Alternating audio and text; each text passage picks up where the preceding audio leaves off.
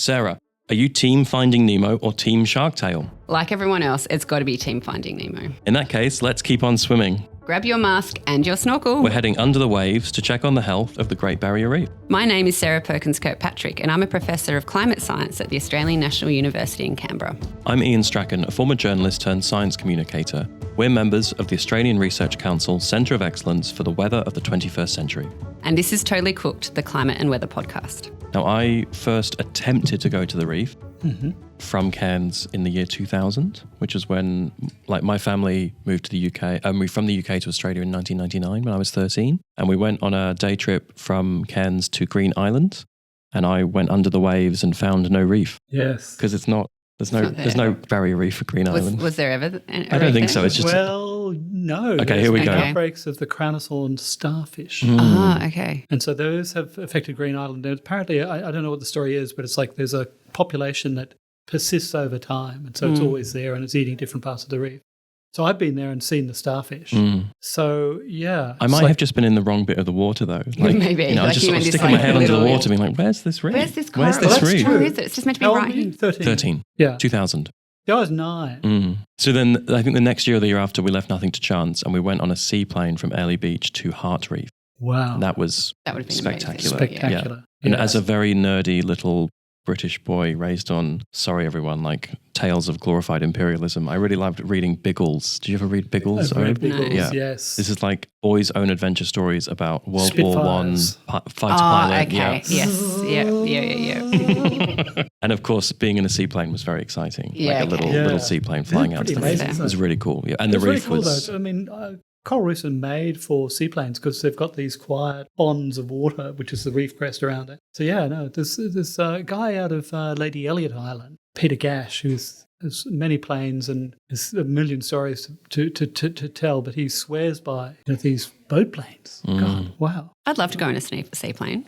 It's great. Yeah, they look amazing. Very cool. Yeah. We used to go, my brother and I, when we were children, with my grandparents to the Southampton Hall of Aviation, which was a flying museum in Southampton. Oh, And they had not a Catalina, but they had something like a 1930s flying boat, which used to be how you would fly from Australia to other parts. A flying boat. A flying boat. That's what, in the 30s and 40s, just before the Second World War, that was the most popular form of international or transhemispheric air travel. And Sydney's... I've never heard of this. Have you been to Rose Bay in Sydney? Yeah. So there's a restaurant there now called Catalina, or there was. Oh, yeah. And that's where the Catalina flying boats used to dock. What is a flying boat? Is it just a big blimp? It's a large flying thing. It's a plane with a hull and skis on the wings. Pulling the exact same The expression. question I have is that if you're going around the world in this thing, you have to really be lucky with the weather. Because I'm not sure they do that well in the weather, right? They don't like landing on choppy seas. No, they don't end up upside down. How long did it take to fly in a boat days between the UK and stop here? in, India on the way. It would stop in Singapore. It would stop in. This is something out of a sci-fi movie. No, it's something out of. I feel a... like I'm amazing. like dreaming right now. itself. This is the dream that brought me out in hot sweats last night. It's not long before. Oh, it looks like a plane. It's a flying boat. Let's have a look. We're I can't Googling show it. you. Know what they look like. So to everyone listening at home, just Google flying boat, and I think it looks like a plane. But It is a plane. Yeah. But But the technology must have gone, because it's not long before that. People were going for their first flights with wheeled vehicle, planes And the golden era of flying boats did not last long because then jets came in pretty soon after the Second World War. So that's the most absolutely irrelevant digression we've ever been on. And it's really exposing. I tried. I talked to you about the rim around these places where they could land. So I did my best, but of course you guys are off the rail, I guess. So that was my first experience of the reef, and I have very happy, colourful memories of that trip to Hart Reef, and I'm a bit worried about what I'm going to see when we go on Friday. I'm a bit worried too after your talk today at the but conference. I'm telling you, I made comments right up front about the fact that the reef is still great. It's what the future holds. Yeah. Well, so we're getting more of what it's going to be. We've got more of a clue what's going to happen. You can go to places on off those platforms off Cairns. A couple of years ago, I just got fantastic. It was just clear water and large fish and so on. Also, I think unless you have a really critical eye, you may not know what you're looking at as being not so great. Yeah. So it's still going to be a wonderful buzz to go out and see this stuff. Oh, absolutely. I mean, it's the world's most rich ecosystem, I think. Yeah. Right? Rainforest maybe. But, it's you go there and there's 1 million species, they think, that live in coral reefs. Many of them are unknown to science because there's just so many things you have to look at. Today we're joined by Professor Ove Hoegh-Guldberg, an Australian biologist and climate scientist specialising in coral reefs, particularly coral reef bleaching caused by climate change. Welcome to the show, Ove. Well, thank you very much. It's great to be here. Yeah, thanks for... Great to have you here. Yeah, it's really good to speak to you. And, it's very fitting that we're speaking to you in Cairns. Yes, adjacent absolutely. to Great Barrier Reef. So if I was a polar biologist, we'd be meeting in Antarctica, would we? Well, funny that you say that. We did interview Nerily Abram before. Oh, you did? Okay. Yeah, on Antarctica, and that was just done out of ANU. Yeah, right. I don't think we can afford an excursion. We have not been funded to go to the pole yet. Yeah. No. We've also spoken to someone called Zoe Koenig at the University of Tromsø. Yes, and that's right. I spoke to her about the Arctic. Okay. I would really I actually saw a research fellow who I used to work with in chemistry in a previous life was at Svalbard recently. It popped Okay. up on his Instagram. This is the Wow. city on in the That's Arctic. a faraway place. Yeah, It so is. I'm going to have to find out why he was there and what he was doing. Yeah. Did he meet Zoe? It Did must he be meet a small Zoe? place. Did he get his rifle training? Yeah, to shoot away the polar bears. Far out. Yeah. So a really simple question to start with, Ove. What is the Great Barrier Reef? The Great Barrier Reef is the world's largest continuous reef system. You've said that before, haven't you? I've said it before. Yes, that's right.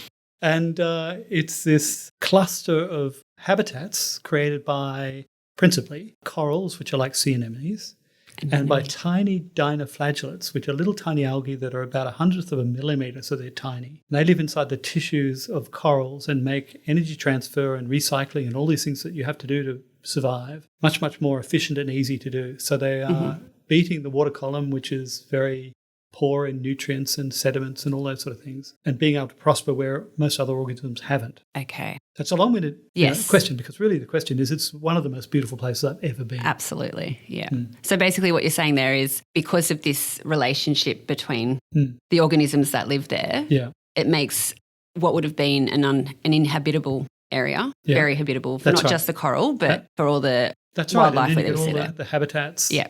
And the thing builds up and it adds species and all these sort of things. So it's this sort of massive collection of life. Yeah. But unfortunately, if you break down the structure, you lose everything. So you know, if you don't look after it, it's You one of take those, something away. it's sort of like the poster child of climate change. You know, 100%. It's the canary in the there coal it mine. is, this is what happened, Yeah. and this is why you have to do that to save the planet.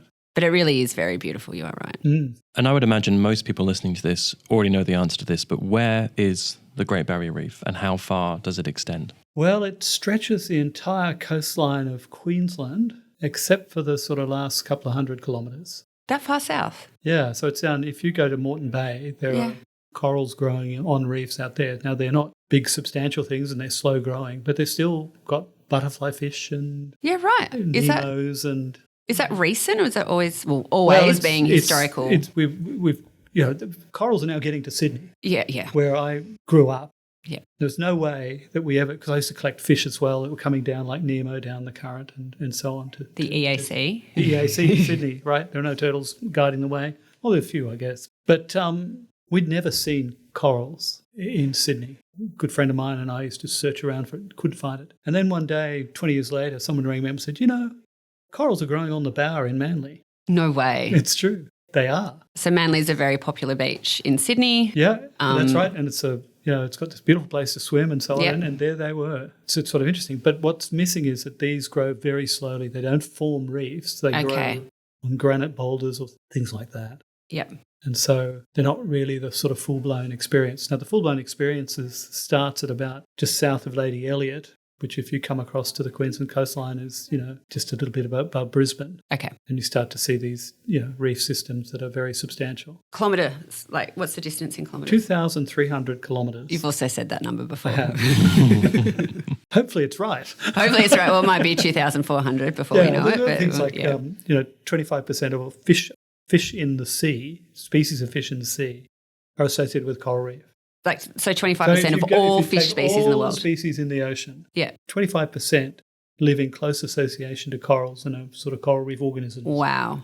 It's a quarter of all fish So it's a lot. Yeah, it's a lot. It really is. And to put that in perspective, how much of the ocean contains, or what percentage of the ocean is coral reef systems, roughly? Oh, yeah, that's an interesting one, because you'd think with all those species and all that prominence and seeing them in satellites and everything, there'd be much more than there is. And it's 0.1% of the ocean floor. Wow. So Right. 0.1% of the ocean floor is home to 25% of Yeah. the aquatic species. That's right. Yeah.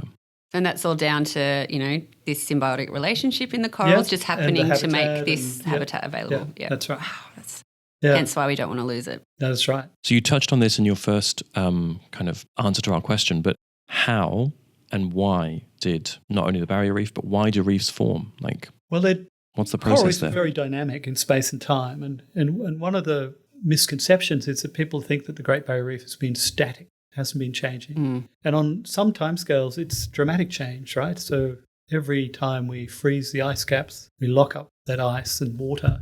We have, the loss of a lot of the reef and so on and so forth. And then as it refloods over 10,000 years, you get the flooding of the coastal areas and the return of coral reefs. And so Heron Island used to be a hill on a grassy plain, probably.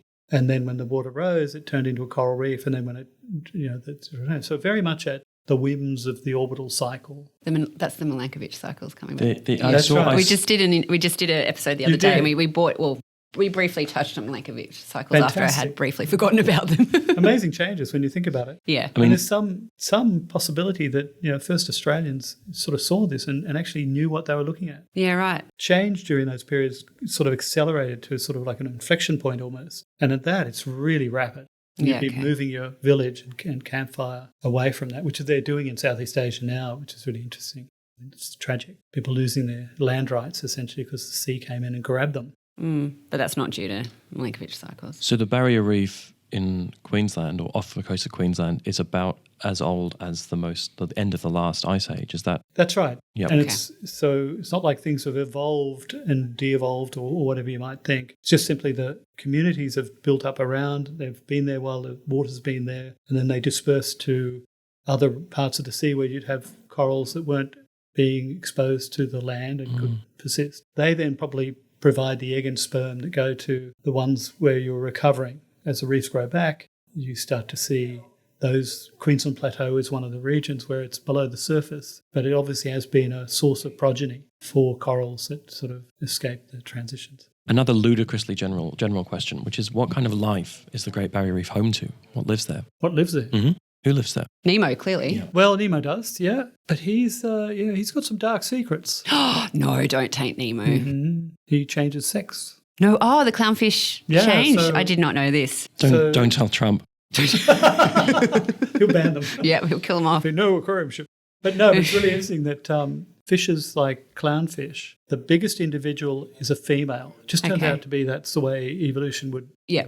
So it's, the big female then, as little guys come settling in, they're males, and she bosses them around and keeps them small, right? Yeah, exactly. Yes, this is what we need at the And top of the pecking order. Yeah, and so, but if she dies, like in the Hollywood movie, Oh, she does too. Marvin should have stepped up to the plate and turned and changed his sex. Oh. Because that's what the male does. The biggest male then inherits the anemone and the... So they don't need because some species it's temperature that defines what sex they are, but Yep. in this case it's social It's pecking like order. whether you're harassed or not. When you feel Yeah, right. relaxed, you can turn into a big fat female. Gender is a social construct. It is a social construct. Yeah. Yes, yep, you're absolutely right. Can I go on? I'm curious. I'm genuinely curious. It's June. It's Pride Month. I'm a queer person. I want to hear more about this. Exactly. Yeah. It's not the case with parrotfish. The one that's the biggest in the mob is a male, and they're brightly coloured and bossy and bite all the others' fins, and it's really nasty. But when they get hit by a barracuda, the lead female becomes a male. So there's, it's really interesting. Yeah, okay. It's just how the Fluidity. Yes, yeah. I guess we've got a lot to learn from Nemo. We've all Adaptability. got to be more fluid. Oh, is this the right podcast? It's all right. We talk about everything and everything and I had no anything. in this idea. I'm just this podcast is just a Trojan horse for me to introduce the gay agenda to climate Well, science. it's only taken you 14 episodes to do so. Have these anemone fish. They'll be Yes, good for you. yes, it's all right. What else have we got in the reef? Well, you got sharks. Yep. If you think about the things that we Fishes. have that not many other nations have when they have coral reefs because they've overfished or polluted their reefs. things like sharks, stingrays, all of those things are doing pretty well. There are some ways to improve the law to make sure that, we really do have the best management system. But those systems are wonderful in that respect, right? Manta rays, whales, all of these things are just incredible. And turtles. I think there's 4 different species of turtles, but just, really amazing. Now, all of them have trouble. We could go into the problems they face from a climate point of view. But right now, there's a lot, in protected areas. Green turtles have been becoming less in some parts of the reef. Loggerheads are not doing quite as well. And they suffer from all sorts of things like temperature regulation of gender. Their nests are very vulnerable to high tides or sea level rise. There's a whole range of things. And that's, I think, what has happened with climate change is there's a lot going on. It's not just about temperature and fires and whatever. It's just this enormous sway. Nothing remains untouched by climate change. How we deal with that is going to be the trillion-dollar question. So we were recently on a family holiday in Fiji, and we got the opportunity to feed some baby hawksbill turtles, which was, they're in captivity. It wasn't in the wild, but still it was amazing. And I learnt there that just due to natural processes alone, not with, remove climate change from the picture, each egg, the hatchling from that egg has a 1 in 1,000 chance of surviving due to natural predators alone, which was a very sobering statistic. But it also makes sense why they have lots of eggs and lots of clutches. That's right. But then if you bang on something like climate change on top of that, that likelihood declines even further. No, but there's some hope in knowing that 1 in 1,000 turtles survive. So if you improve the survivorship of all those, that's a good point, actually. Yeah, then you really do have an impact. Well, there's some hope there, some reasonable hope. That's right. Yeah, I can do it too. Yeah. I've got that scene from Planet Earth in my head now. You know the one? No, where I don't know what movie. The turtles hatch. Oh, is this the David Attenborough? Yeah. The turtles I haven't watched hatch. This in years. They have to get to the sea, but there's all these snakes in the rocks. You've seen that one? Yes, I have. It's you're bringing it back. Traumatizing, terrifying. And you're not allowed to touch them, right? Because you can't influence. Can't interfere. Process. Yeah, it's hard. I'm probably the only one in this room who's seen this movie, but Moana, have you seen it? Of course we've seen it. Oh, you've seen Moana? Amazing. Oh, wow. All right. Okay. What do you take me for? I don't know. We don't have young children. Citizen of the world. It's like the one Disney movie I'm like, you need to watch this. Moana, what is it? So Moana's a Disney movie about, it's based around Polynesian and Hawaiian culture. Right, okay. And so the reason why I love it is it's a strong female lead, no love interest, and it's all about her coming of age and becoming a leader. Effectively, there's nothing about it's not normal Disney there's no love interest. She has to team up with Maui and who's a demigod. But also kind of I've seen it in the background. You need to. It's a good movie. And now there's a second one on Netflix. No, Disney. It's on Disney, sorry. I'll have to peer it through some windows or something. Yeah, okay. You get a free trial and then cancel it. So yes, Zach's just showing us some photos of Moana now. There you go. I love it. It's my favourite Disney movie. Yeah. There's a scene right at the beginning of the first one where she is shading a little baby turtle as it makes its way from the shoreline into the water. It tugs at my heartstrings every time I see that because it is such a, chaotic journey for them to actually survive. And you're like concerned about how she's interfering with natural processes as a scientist? No, I think it's lovely that she's doing it. I'm a bit offended by that, Iain. No, but she's there to protect this poor little baby turtle. How does it feel to realise that you don't have to have children to watch Disney films? I'm allowed to watch them. Oh, no. And don't. Let me backtrack a bit here before I dig myself a bigger hole. No, I think it's wonderful. I'm just acutely aware that that's very much the stage of life I'm at, and I can recite all the songs to Frozen and every other Disney movie since. Absolutely. We were Jungle Book. That was big. Okay. And you find you can sing them really, you don't even know you've learnt them. No, exactly. Even my 3-year-old gives the best rendition of Let It Go. Okay, so back to the topic of this podcast. What? How does the Sex transition. We could talk about that too. How does the Great Barrier Reef compare with the world's other reefs? Pretty good. Okay. Yeah. So like in terms of size or diversity or health even? Like it's the most famous reef to me. Yes, well, I would agree. But then I'm also Australian, right? So I'm going to... We're biased. Yeah, the Great Barrier Reef is really extraordinary, right? You see that thing from space and just knowing what it represents. The reefs of Indonesia are pretty amazing. I spent quite a bit of time working up there. That's where you sort of add the layer of humans into the mix. A bit more because it's... Yeah, that's right. But then there are lovely traditions and things that people have, created. I'll be honest, when we get down to the level of like a reef, right? Lady Elliot is one of the best reef systems, I think, for the person to go and have a, yes, that's right. We spoke about this. It's That's a good right. holiday destination And for young families. where is that one? just north of Brisbane. And it's a coral cay, which means it's got a sort of little nice island with sand on it. It's got this beautiful lagoon out to the reef edge that goes for miles. And all around it are, things happening like the whales migrate very close to the island. So when they're going up and to and from Antarctica, you hear whales, doing their spout and all that sort of thing. The actual resort is totally carbon free. And that's Peter Gash who did that. Is that like they're net zero, or they just they don't release any carbon? I think he it's real just zero. produces it all. He has solar panels and generators and batteries. Yeah. And he's not plugged in. Who was Peter Gash? Peter Gash. Yeah, who was that? He's the guy who is an entrepreneur who owns Lady Elliot. And he's one of those very passionate people where he flies all these, flies the planes, all sorts of different craft. A passionate Australian who's wanting to do something, and he's a man of action. And so that's why I've really enjoyed his company over the years. But it's just lovely to go to an island where, no carbon is, apart from what you're breathing, I guess, We can't stop that, can we? Well, you can. Not with that kind of attitude. You can offset. That's true. Just plant a few more trees. No. Was it Lady Elliot Reef? Is that part of the Barrier Reef, or is that That's technically? part of the Barrier It Reef, is, yeah. Well, it goes all the way down to Brisbane now. Yeah. Or sorry, it has always gone all the way down. Ove, when did you first visit the Great Barrier Reef, and what are your memories of that trip? I first visited the Great Barrier Reef in 1969, and my Danish grandfather and my grandmother were coming out to Australia to collect butterflies for a Danish museum, but they also wanted to go and see, the Great Barrier Reef. And so my first impression was butterfly fish, and then wading into the water, sort of looking at all the different things, little electric blue fish and strange sea cucumbers and, little sharks called epinette sharks, which are only about this long, and they hunt for crabs and things like that. They're not the sort of voracious carnivore. Although I did tell my school friends when I went back to school in Sydney, I said I actually wrangled a shark. It's like this tiny thing, but no one ever found out. Technically, you did. Yeah. True, that's right. I was made for academia. Seriously, I think that was one of my first impressions was, that 1969, people were walking on the moon, and I found there was more fascination in coral reefs than that. Not that's silly to say. Well, there's probably a lot more to see Yeah. under the sea than on the moon. Under the sea. Yeah, That's no.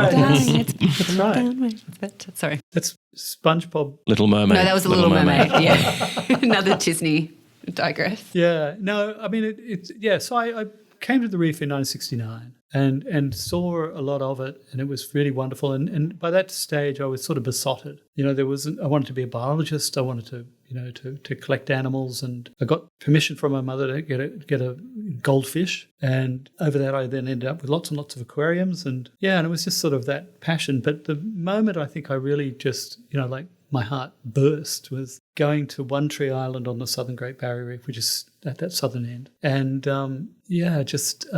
it was an unfished, completely closed to anything but research island, and just the species and so on. And I got to go there as an undergraduate volunteer, first year biology at the University of Sydney. Another movie that's just sprung to mind, which I can't believe I hadn't even thought about in this context, is have you seen Ponyo? No, I haven't. No. I've heard of it. You in particular, I think, would like this. So Ponyo is Studio Ghibli, which is the Japanese animation studio that did Spirited Away, That's right. My Neighbor It's an Totoro. anime, yeah. And in 2008, Ponyo is a Japanese spin on The Little Mermaid. Right. It's about a boy and a goldfish. The goldfish becomes a human girl, and there's a flood that covers. It's in the inland sea area of Japan, which is very in between all the big islands. Yeah. And it's pretty beautiful, like amazing animation. It's all hand drawn. It's a good story. That's on Netflix. Yeah, I was about to say.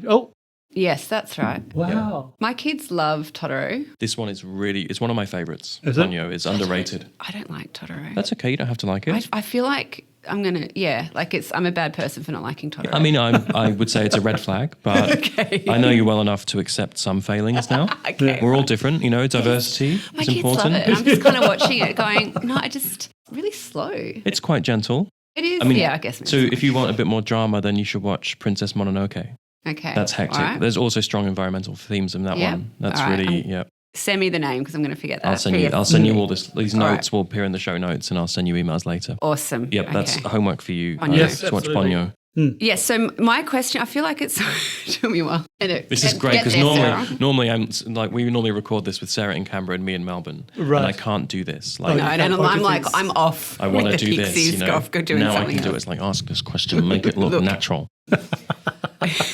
Which you now know I can't make it look natural because that ship sailed. I feel like that you've already addressed this a little bit. So the question is, did you make a conscious choice to start studying coral reefs? But I think you've kind of alluded to that already. Yes, definitely.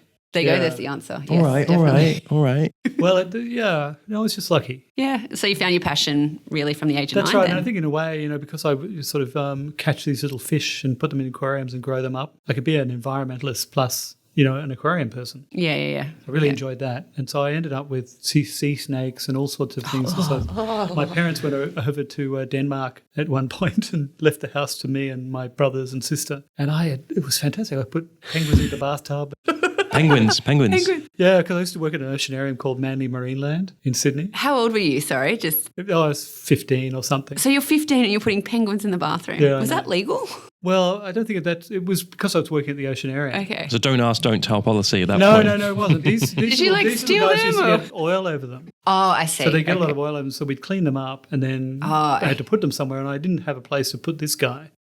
So he was in my bathtub for a few days. Did he have a name? Yeah, Wagstaff. I've got a children's book called Ove and Wagstaff in my head now, There's a 15-year-old boy in the 70s, 80s? With a penguin in his bathroom. His parents can't find out while they were away in Denmark. I'm going to write that. Yeah, that sounds like a good story. Cute. I had another question there. So I spend half my time reassuring my British family and friends that there aren't actually as many spiders, snakes, sharks and crocodiles as they think there are. We all know the truth. And then the other half is I find a giant huntsman in my house and send them a picture. It's a huntsman. Yeah. Right. So snakes, we're here in Cairns. Yeah. There's lots of snakes in the rainforest, but there's also lots of snakes in the sea, right? So what kind of sea snakes did you have in your home? Brown sea snakes. Yep. I think they were called brown. And there were crates. Another variety. I think it was them. So they're interesting because some of the sea snakes can bite you, but they won't inject you with poison. That's jolly decent of them, isn't it? It's jolly decent. Thank God for that. Because my mother used to worry about the neighbours' kids coming over and not knowing whether it was being bitten by the sea snakes you're keeping in your house. A fair concern. But wait. And this is for the book. The cul-de-sac in which all of this was playing out was called Daymore Avenue. Daymore. Ah, yes. It was like very. It's a strange place, really. It sounds like it with your sea snakes and penguins. What were you going to ask? Just a point of clarity for me. They're sea snakes, so they've got to be in water, right? Or can they come out of water? So that if your friends would only be bitten. Water, and they lay their eggs up above the line. Yeah. Right? And then other ones have live birth, I think. How does that appeal to you? Says the mother of 3. I know. How lucky you've been. At least the sea snakes can watch Disney now, guilt-free. I mean, like that. But how your friends get bitten then, unless they're laying eggs on your couch or something? It's really interesting because the reason why they have very virulent poison is because they're hunting fish. And so they've got to knock fish out. So if they bite a fish when they go into the reef and they poke their head in there and look for things to eat, if they hit the fish and it didn't get knocked over immediately, it might go several yards hence, and you'd be hard to find your fish. Yeah. So there's some rhyme in the reason there, or reason in the rhyme. Mm. But they also have this weird way of eating where these brown sea snakes would sort of be at the top of the aquarium and they'd just be floating there, and you'd think, it's not looking well. Why doesn't it eat the little pilchard I have on my little poking stick? It wants you. Yeah, and he's lying there like this, and then we put live little tiny mullet fish, and eventually fish like to school around sort of floating objects, and this thing was looking just like a piece of wood with its mouth open, and lo and behold, a fish went into the mouth and it, no struggle. Yeah, so further into it, and the reason I do that is because water is viscous and dense, and it's really hard to strike. Yeah, okay, it's hard to, that's a good point. Yeah, so there you go, all you need to know. I don't like sea snakes. I just don't like. I had a brush with one. I think this was a crate. This guy. I was down at a place called Wistari Reef, and I was going across the bottom with one of my postdocs, and we were looking for particular types of corals when this sea snake came along. And I had a camera which had a big dome port on it, and I went, this is great. So I went over and sort of started to film it, and it just kept on coming. You didn't think to get out of the way. It's fantastic. And then it started to hit the dome. Trying to strike me, and all I could hear was my postdoc laughing their guts out. I wouldn't have been laughing. I'd have been swimming. I was flickering the really other worried. way. I mean, I was like, well, I know they won't inject their poison first up, so. Quietly confident that you'd And be I've got a fine. wetsuit on. You had a wetsuit. Do you have were your hands? Not always. I don't know what I had in those days, but that would not be a good way to be with a snake that could, Anyway, no, it was sort of hilarious and... Really So we're all hilarious. I guess you had to be there. I guess, yeah. No, I'm glad you survived. I'm glad it didn't kill What you. happened after it? Did it give up trying to envenomate your gave camera? on the end, right. Yeah. But it was just sort of, it was so persistent. I was like thinking about what do I do? Do I jump over it? Yeah. How big was it? And it's like a brownie colour. The only thing the only thing more creepy than a snake is a sea snake. There's I something agree. particularly unnatural about it. Yeah. Slipperily, even more moving, slimy, slithery. Literally wet. I actually am paranoid of a snake coming into our room, into our house, because they're in our suburb in Canberra. I've seen them. And I looked at our front door the other day and there's like little gaps where it should be sealed. And I'm just, we've got to do something about that before summer because I'm so paranoid that one's just going to come in and make its home under the couch or in the bed. Or... If it's in any way reassuring, I'm pretty confident a sea snake won't come in. No, not in Canberra. But a brown or a red belly black. But maybe check the bath. Browns are really a worry, aren't they? Yeah. Ove, how has our collective understanding of the reef changed throughout your career? And what have we learned? I think what I've learned is that the reef is not infinite, right? And by that, you can be lulled into the feeling that it's so big that it's not going to ever fail. And I remember sort of thinking about that and going, well, yeah, but now we're seeing all this change, and now and you can see it's accelerating. And I think that's the thing that is the big news for me is that no, this is a planetary changing event, and coral reefs are sort of, as I've said before, the poster child. They really are. Yeah. I always have this image of the EMBER diagrams from the Intergovernmental Panel on Climate Change report. So for those of you who haven't seen these, they're basically, and maybe Ove, you can jump in if I don't quite get this right, but they're diagrams showing the threats of certain systems in general to climate change. And reefs are by far the most sensitive. So just like Ove has said earlier today that by 1.5 degrees, 70 to 90% of the reef will be lost, and you have shading to reflect that. And it's a very poignant figure, like illustrating this canary in the coal mine type situation. That's an important point to make. The fact it makes information accessible. Yes. Because we're so often as scientists talking in abstract terms, figures, acronyms, graphs and so on. So many acronyms. Yeah, so many acronyms. And when in fact what you need. And so that was one of the driving reasons that in that AR5. Assessment Report 5. Yeah. The fifth assessment report. Of the Intergovernmental Panel on Climate Change. Maybe we did need an acronym. Invested a lot in how do you create the messages that are going to hit the target, which is not other scientists, but the people that vote and people who make decisions. Yeah. And it had to be. And that even though it looks really graphic, it's really based on an enormous amount of data. Yes. It takes a lot of effort to make those sorts of Right, trying to get the sort of the opinion of, to understand what the net opinion is. And so why is the reef in trouble? That was my question, sorry. Don't fight over that. Would you like to try your own version? I get shitty when you steal my bit. Let's tackle the climate crisis together. That's mine, damn it. I'm tackling it. Yeah. You can sit this one out, buddy. Okay, right. Ask your question. I can see a harmonious team. Yep. Why? Why is it in trouble? For anyone listening at home who don't know, there are a number of threats to the persistence of the Great Barrier Reef, and the first is climate change, and that includes ocean acidification as well as ocean warming. The next one is actually a local-based factor, which is water quality. If you look at the rivers of most countries that have coral reefs, they haven't managed their catchments or farming practices, so there's a lot of sediment and silt flowing down the rivers, poisoning the reefs and so on. So they're the sort of top 1 and 2. And what is ocean acidification? Ocean acidification is a separate effect of CO2 on the ocean. So you've got... Carbon dioxide. What? Carbon dioxide. Sorry. I'm sorry. This is it. We've learned... Greenhouse gases? We've talked about greenhouse gases. Sorry, I should have let you speak before I jumped in. Not cool. Not cool. Not cool. Digressions are allowed, but not interruptions. That's rude. Time out. Would you like to start again? I'm sorry. I'm transfixed. I don't know whether I should... Anyway, look, so what was I saying? Acidification is a separate effect of carbon dioxide on the oceans. Right. So it's a specific effect of CO... This is what happens to scientists. We can't help ourselves. I think, so I'm the arbiter, the independent arbiter of what people do and don't understand. I think most people know what CO2 is. Yeah. Really? But I don't think most people know what ocean acidification is. Okay. All right. Okay. So we had enough? Yeah. Yeah, well, give it to us.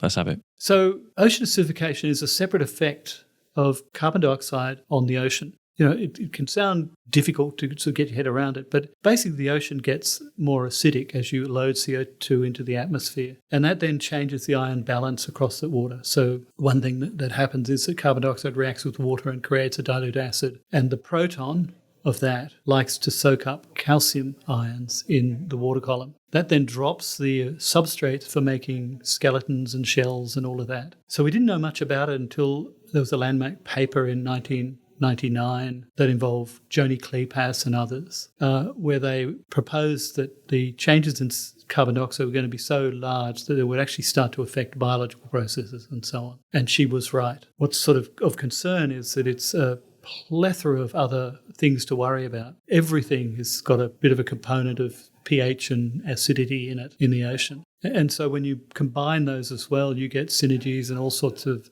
antagonisms and so on. So you change the game across the board. And that can be very damaging to aquaculture, or it can be very damaging to migratory fish and so on. So that's ocean acidification. Mm-hmm. What about simply the fact that the ocean temperature is increasing? What's the story there? Well, the story there is that CO2's enters. CO2 is fine. CO2 is fine. The story there is that carbon dioxide is increasing in the atmosphere and changing the heat dynamics of the atmosphere, but it's also changing the heat dynamics at the sea atmospheric interface. And that change in temperature is enough to cause a lot of problems for marine organisms. Now, it's not only coral reefs, it's seaweeds. I did my PhD at UCLA, and one of the things I was looking for in the early 1980s was to see the wonderful, kelp forests of California. They'd all been wiped out by a thermal event. So there's a whole bunch of ecosystems that are now under fire.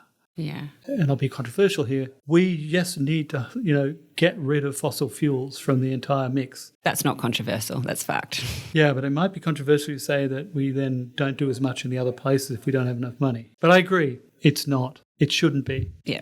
But you still come across... absolutely. But I think what we've discussed here is really important. It's not just the temperature rise from increasing carbon dioxide, but it's also the acidification that's also due to this man-made carbon dioxide. It's a two-pronged issue. And yes, there's other... Or three-pronged, because also the issue about runoff. And but I'm thinking more about gases in the atmosphere. But humans... Well, I learned about that in high school geography in the late 90s, early 2000s. Yeah. And that was more... Climate change was less of a problem then. It was more about nutrients coming into the reef from people over-farming and that sort of stuff. Yeah. And now, I think that one of the good bits is that because we're damaging so many coastlines across the world, we can improve the resilience of reefs by also managing those problems. So everyone's sort of a winner. Yeah.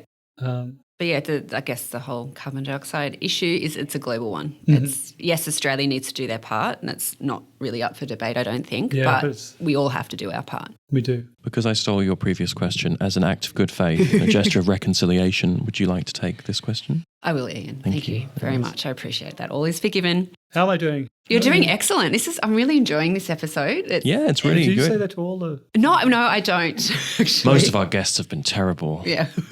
You might want to edit that out. You poor things. But we don't often get to do it in person. Mm-hmm. Okay, that's great. So and I prefer, we can't, but I prefer doing this episode. The clip you showed, it was really wonderful. Zach should take credit because of his editing skills. He did amazing. He was the Zach that was being pointed at in the crowd. Every time He's very quiet. Well, he's always quiet. He's still not quiet. He's really noisy. He's just quiet in this context because he's got to be. Don't say anything. If I'm away, Zach could be... Yeah, you know what? We'd be going on so many side quests and tangents. I don't think, we'd get any. Like this one. This one. But no, I'm really enjoying this. This is very much the conversation tone that we want. Are you enjoying it, Ove? Yes. Very much so. Great. Good. That's what we want. No, you're doing fine. We'll jump in and I'll correct you if I need to. So, Ove, can you tell us what exactly coral bleaching is? To understand coral bleaching, you've got to realise that corals are not just an animal. There's a small plant that lives in their tissues, and there's millions of them. They're about 10 microns across, which is about 1,000th of a millimetre, 100th of a millimetre. Sorry. It's been a long day. What is coral reef? Well, to understand coral reef, you've got to appreciate the fact that corals are actually a symbiosis between animal-like polyps that look like little sea anemones, and these tiny round plants called dinoflagellates. And when they work together, they can recycle nutrients at very low levels, they can capture the energy of the sun and pass it to the host, and all sorts of things go on. So it's like a benefit relationship. Everyone's happy. It's called mutualism. Yeah. So everyone's getting, a cut of the action. It also turns out that symbiosis, that mutualistic symbiosis, is actually very sensitive to temperature. So raising the temperature of the ocean by 1 degree above the summer maxima is enough to get corals to start to release their algae to the environment. So that's the plant part, or that's the plant part. Okay. Yeah. So the dinoflagellates, they're called dinoflagellate algae. Anyway, so they can, in those circumstances, and we saw this many decades ago, they had the ability to recover their algae if they didn't get too warm for too long. But when you get to as that number increases, you get more and more corals dying and less surviving until you get to levels of heat stress, which are long and hot. They might be 2 degrees over 6 weeks, in which you then start to lose all the corals on a reef, or at least most of them. And that's coral bleaching. And so what we know about it is it can occur due to light and a whole bunch of different factors. But the satellite products that came out of NOAA and various other agencies showed that it is very, very predictable from the point of view of being only temperature increases. Okay. Yeah. You know what I mean? So it's important because you can throw a light on a coral and it'll turn white. Yeah. And it looks very much like bleaching, but it's just not the same origin. Yeah. So something that I think maybe we should discuss a little bit more, like you mentioned that these thresholds that might cause bleaching are 1 or 2 degrees above the summer maximum. Yeah. Now, to most people, that probably doesn't sound very hot at all. That's right. And in fact, I was in that same boat. 0.5 of a degree. Doesn't sound like much, doesn't does sound it? like much at all. And then you compare it to, what goes on land when you get a heat wave. You're talking 10, 20 degrees. Yep. So what's going on? And it's just what things have evolved to be. We get this much underwater for this much being the land signal. Doesn't mean that it just means that everything's adapted to that range. Yeah. So if you go higher, and just like this one, if you go a bit higher, you end up dying. Yeah. So it's that to me. It's what you're adapted to and what the baseline ecosystem Exactly. And over the 10,000 years since the last ice age, when, for example, the Great Barrier Reef has developed, the natural variation in the ocean temperature is quite small. Yeah. Yes, that's right. Ocean temperature in general is just much smaller it is. in its variation compared to land. And that's probably, so why does it do that? And I suppose that's because of the thermal density of the water. Exactly. So it just takes a lot of energy to get a temperature signal out of a litre of water versus a litre of air. Yeah, 4 times more. 4.5 or something. Oh, 4.5, right. I made that You up. listened more than I did during undergrad. Anyway. I was going to ask, when did the first mass bleaching event occur? But actually, I want to ask another question, which is, was the potential for mass bleaching predicted before it first occurred? Is this something that was on your radar before it happened, or did it catch the science community out? No, I think it was stimulated by the first bleaching events that happened in the early 1980s. And prior to that, it had been seen in patches of a small, maybe a couple of acres of coral might have got bleached by something that went on, but it wasn't the sort of multiple kilometre scales that we've seen. I started working on do corals release their algae, or what did I do for my PhD? I was studying the temperature tolerance of corals, trying to work out the sort of mechanisms for how they regulated. And so there's a whole series of dynamics going on. They're both live and they're both... So I think that, that my first sort of couple of chapters of my thesis were on, what was going on there and various physiological models and so on. But then I went to Australia in 1987 and there was a sort of a light-scale bleaching event, but it was hundreds of square metres, if not thousands, around Lizard Island and other places like that. And that was then that really drove me to start to say, okay, well, I'm going to do some experiments. I'm going to expose corals to light and temperature and all of the things that are in the literature. I'm going to assess which one looks like coral bleaching. And it came out very unambiguously that, it was just this small amount of temperature, 1 or 2 degrees over a long period of time. What's a long period of time? 4 weeks. Anything less? Does bleaching occur? Yeah, you do. I mean, basically the more intense you bet, but then what you're probably looking at is the death of the coral because of, heat stress. Yeah. But I think the curve is a little like that. It's probably a bit more than 1 to 2 degrees in this experiment. Then with all humility, accepted, are you kind of one of the first people to understand and to bring wide awareness to coral reef bleaching? I think so. Yeah. And I just had a few studies which were crying out to be done, and I think that it's not a good, it's a rather unhappy thing to make your career on, isn't it? I mean, your career is built on being an expert in heat waves. It's equally devastating. It's a strange sort of tension there. It's funny though. Like I can't speak for you, Ove, but I'm fascinated by those sorts of events and what drives them. And there's that impact angle that I think is really important to understand. Yes. Of course, I don't want them to kill people and I don't want them to get worse and more bad things to happen. But I'm still fascinated. Well, they are, and that's part of it. But I'm still fascinated. No matter what happens, I'm still fascinated by these sorts of events. You're right. And how was your research received? Did people, was there conjecture, debate, skepticism? Did people question it? Or was it pretty irrefutable and alarming at the time? I think in the 1980s, it's like we were behind the closed doors sort of speculating but not putting it into print. I remember in one of my papers in the late 80s was sort of, if this is the cause of climate change, then this is only going to grow. But then there was this sort of time when I went on sabbaticals. I was telling you about this with Tahiti. Oh, yes. Yeah. And on that trip I started writing a paper on basically taking the thresholds of corals, known thresholds, and then seeing where they crossed the line in terms of projected sea temperature change in 1999. And I really didn't have any idea about the exposure that, it was a hot issue. And several of the NGOs became interested in it. So this paper came out and basically it said, unless you have rapid adaptation and a whole bunch of other things, we're on track to lose coral reefs by a few decades from now.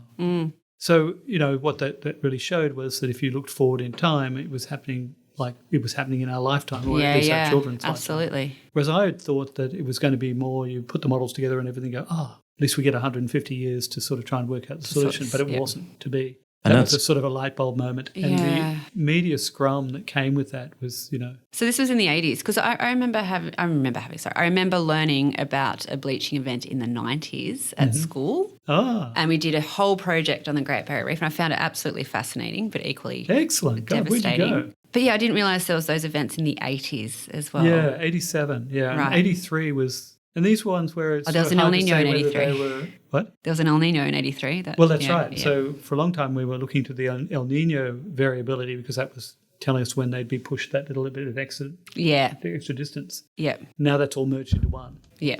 Well, if you get an El Nino on top of the climate change signal, it's that's right. Mess, and literally. So, I mean, the stuff that happened in the Eastern Pacific in the early 1980s was really part of a localised bleaching event. Not all places around the planet were bleaching. Yeah. That was sort of 15 years ahead. Yeah, okay.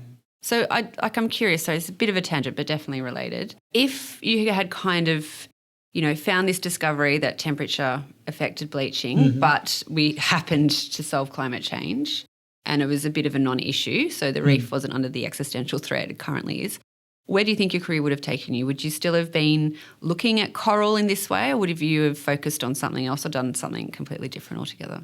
I've always liked symbiosis. Yep. So corals are fascinating from a number of different angles. So I could see myself having been somewhat relieved that I was wrong. Yeah, or you just happened to solve the problem. Or solve the problem. Yeah, or made someone else solve the problem. Yeah. I really like diving and photography. Yeah. I would have probably become a pretty typical marine science professor. Hopefully I was sensible enough to be, the idea of relax, it's not going to happen. You could have been the Australian Jacques Cousteau. Yes. I could have been. If only. If only the politicians listened. If only. Yeah.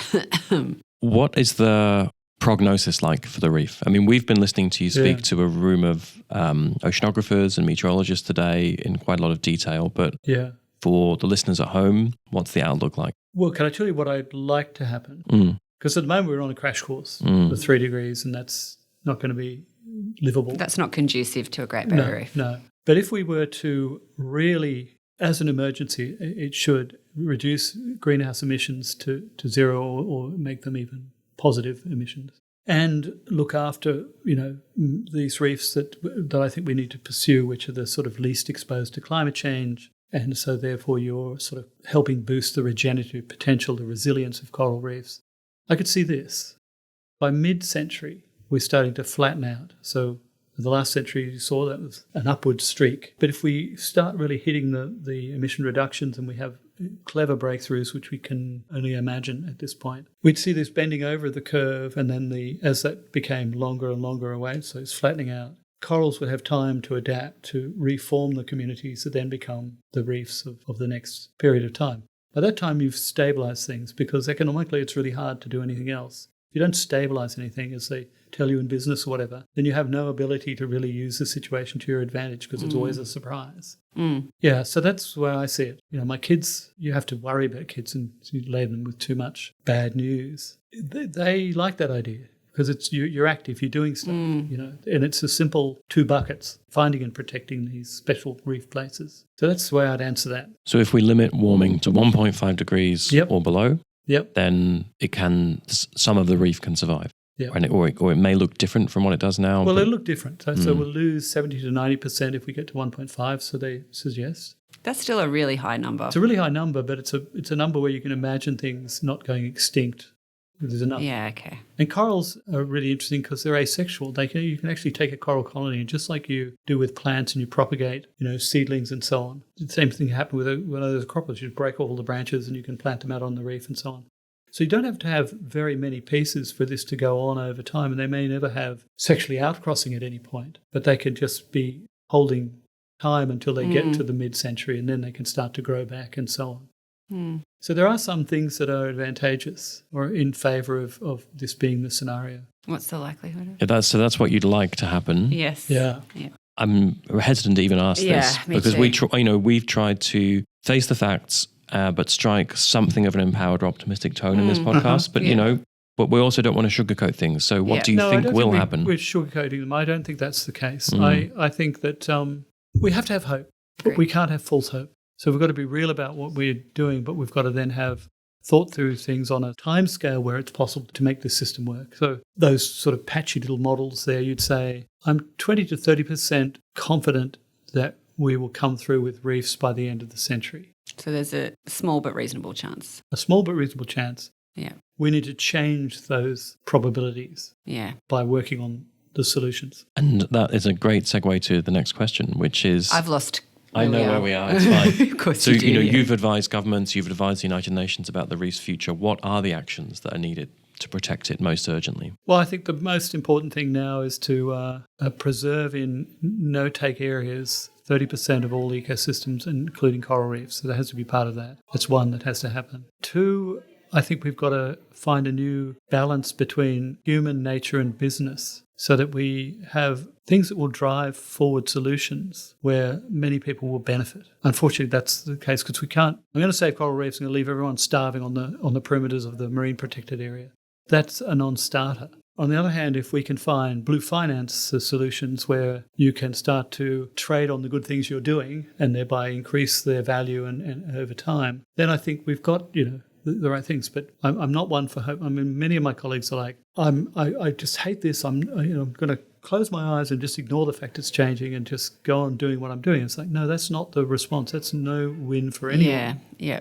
I think we had this discussion just recently, Ove and I, about, until recent history, I would say, maybe even it still happens, but the Intergovernmental Panel on Climate Change would mainly just talk about reducing carbon emissions, which is absolutely fundamentally what we need to do to reduce global warming. But for so long, that was only the focus. There wasn't really a focus on adaptation. But I think this is the point. We can't just go, oh, no, it'll be fine and bury our heads in the sand. Yeah, we have to be realistic. There's got to be some sort of form of adaptation to preserve at least some of the reefs. And that's adaptation in the broader sense, right? It's not genetic evolution. It's about us in culture, in society, and all of those elements where we get smart on the solution. Yeah, and like you said, be hope, but not, what was the expression that you used? False hope. False hope, thank you. Yeah. And so sea surface temperatures, global carbon emissions is a worldwide problem. It's not specific to Australia.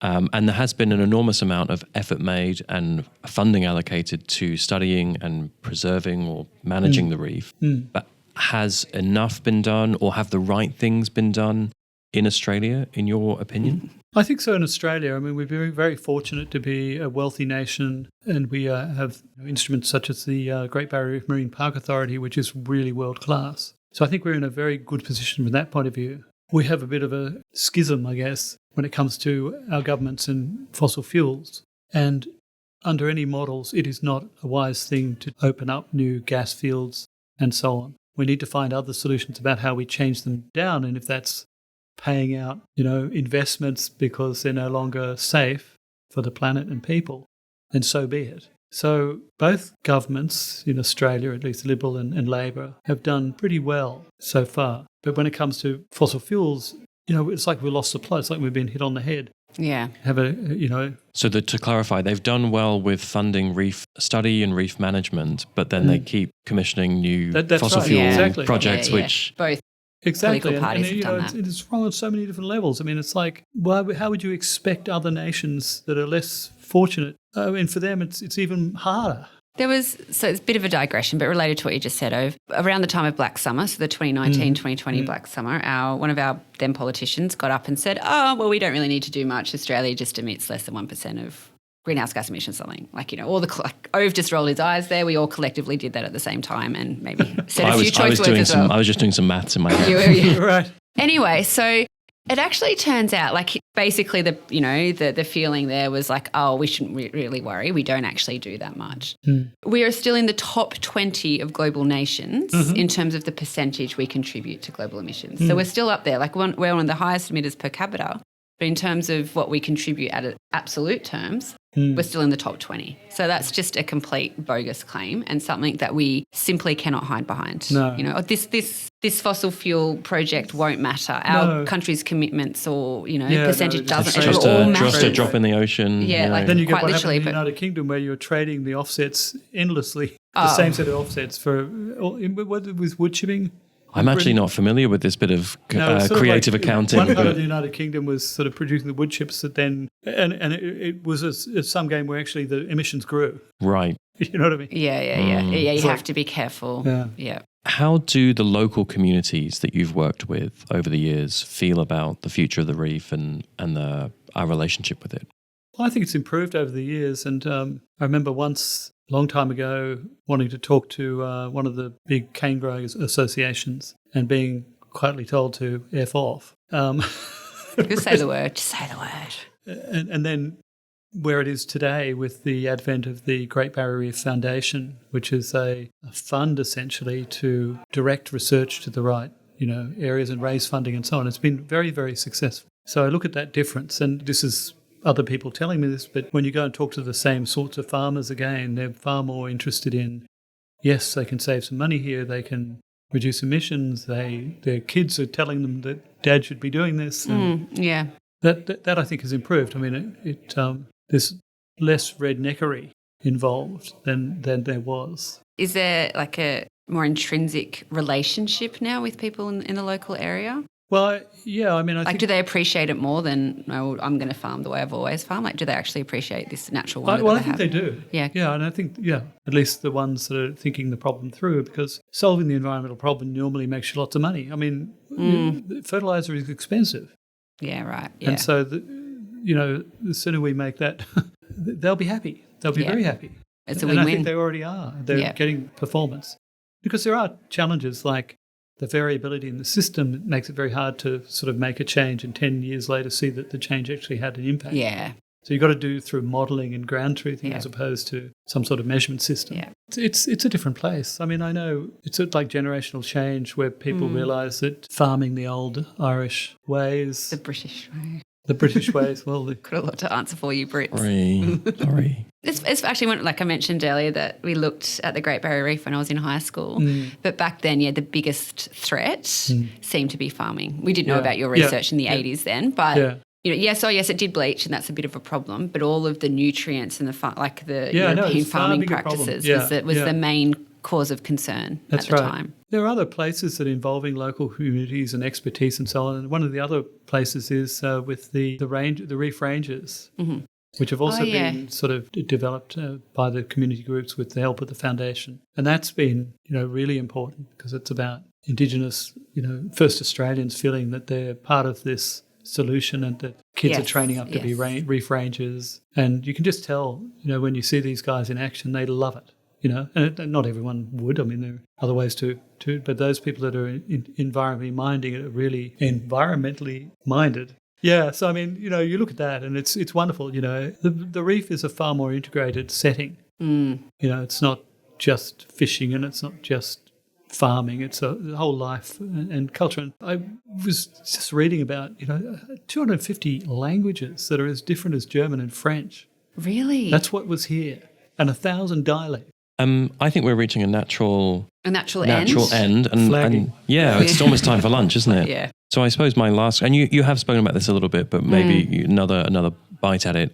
How do you feel personally about the future of the reef? Well, look, I'm very concerned, but I really do feel that once we get confronted by the reality of the problems, that hopefully we'll adopt the solutions, that there is something in us that won't let us just die in squalor. Again, it's probably part of that 30%. I think there's a good chance we might go that route, but there's certainly, after what you see with Putin and Trump and all these sort of random impacts on the system, it's really hard to keep the pressure up when you're facing missiles and that. We're distracted from a very pressing problem by sort of made-up problems. Well, that's acute made-up problems, but it's an ongoing chronic problem. Boggles the mind, doesn't it? Boggles the mind, yeah. I'm sure we could dissect that a bit further, but it's not a political podcast, and we may lose our jobs. The thing is, it is a political podcast, isn't it? Sure, it really is. Climate change is political. You cannot divorce the two, that is true. And we won't have climate justice without social justice, without reduction of conflict, without disarmament. And more that the biggest emitters in the world are, fighting each other and fueling the military-industrial complex, the less likely it is that concerted action will be taken that will save the reef and other places. So very well said. Thank you. Yes, absolutely. It was on, right? Iain for president.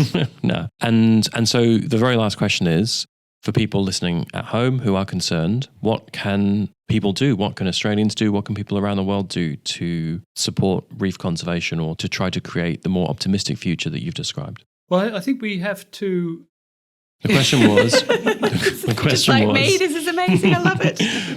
People listening at home. I mean, we need to... What can you do? What can ordinary people do? How can they have realistic hope? Yeah. What can they do to live not just that? How can they have hope, but what action, if any, can they take? Yeah, and so the actions I think are, there are now, transport, right? Cars. There's renewable energy sort of projects take off. We've got to make sure that we support those projects as much as possible, making climate-wise decisions. Consumer choices. Yes. Yep. Very, very important. What about choices that they can do that might directly impact the reef? Is there something they can support or physically do themselves to help the reef? Well, we can't really go and fish for fish. Yeah. You know what I mean? So it's very hard to... But it's but more I of think the biggest solution. Telling people about the problems the reef faces and trying to, being ambassadors for the reef. Yeah. Because it's so wonderful and so large, but it really does need a boost. It needs our help. From us. We need little 21st century equivalents of Hove growing coral in their parents' beach, in parents' bath while they're away. The penguin in the bath. Secret coral reef ecosystem under the shower. Yes. I would totally freak if I walked in and there's just like this penguin floating in the bath. Fairy penguins. But they're very cute, but they smell a bit too. You have to feed them pilchards so and they come out really badly. You know what else smells? Dogs and children. I'm about to say children smell too. Cats smell perfect. And confirm. Oh, you're a cat person? I'm a cat and a dog person. I go both ways. Oh, right. But cats are the best smelling domestic animal. Is that right? Yeah. No. Because they do horrible pee. Sacks. Yeah, but the litter tray. But if you no, I'm not talking about the litter. I'm talking about if you just pick up a cat. Eat them in the playground. Pick up a cat and smell it. I am very allergic to cats. Don't smell a cat. It may kill me. Don't smell a cat. Yeah, there we go. All right, cool. All right. Don't put any cats in the reef, though. No cats in the reef. No cats near Sarah. No. Unless you're trying to kill me. No, it's not part of the solutions. No. They'll just eat the fish. Unless it's turning into a sci-fi. That's it for this fascinating but sobering look at part of the world most at imminent risk of climate change impact. Many thanks to our guest, Professor Ove Hoegh-Guldberg. We've got more fascinating subjects coming your way soon, including renewable energy, human heat health, and carbon budget. To get to grips with those topics and plenty more, join us for the next episode of Totally Cooked. And we'll tackle the climate crisis together. You had to steal my line. You gave me your line by chickening out of your first line. It wasn't written well. No squabbling, children.